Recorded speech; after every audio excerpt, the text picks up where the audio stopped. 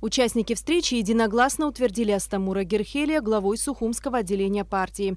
По словам членов Амцахара, несмотря на молодой возраст, Астамур Герхелия в рядах партии давно и уже успел проявить себя с наилучшей стороны. Наша партия пополняется молодыми, образованными, грамотными и патриотичными людьми.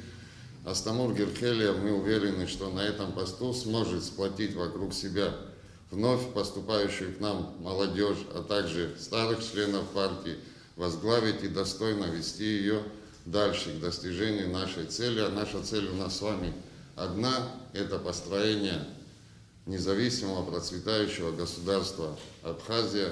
От лица президиума председатель партии Амцахара Лёсик Цугба одобрил кандидатуру Астамура Герхелия, охарактеризовав его исключительно с положительной стороны. Очень активный молодой парень, смелый, отважный, умный, грамотный, и вокруг него очень хорошая молодежь собирается.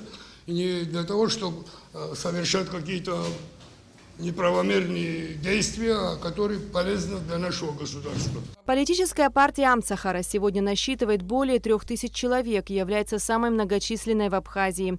В ее структуру входят районные и городские отделения. Партия была основана в 1999 году как Союз ветеранов Отечественной войны народа Абхазии, позже преобразована в ОПД. Мы очень рады, что сегодня такая политическая партия, как Амцахара, флагман для нас, для всех, идет по пути омоложения своего состава, и что сегодня Астамур Герхелия возглавит Сухумское отделение партии Амцахара, это подтверждает о том, что у этой партии есть большое будущее, и все мы рядом будем поддерживать такую уважаемую ветеранскую организацию, как Амцахара. Астамур Герхелия поблагодарил ветеранов за оказанное ему доверие и заверил, что оправдает возложенные на него надежды.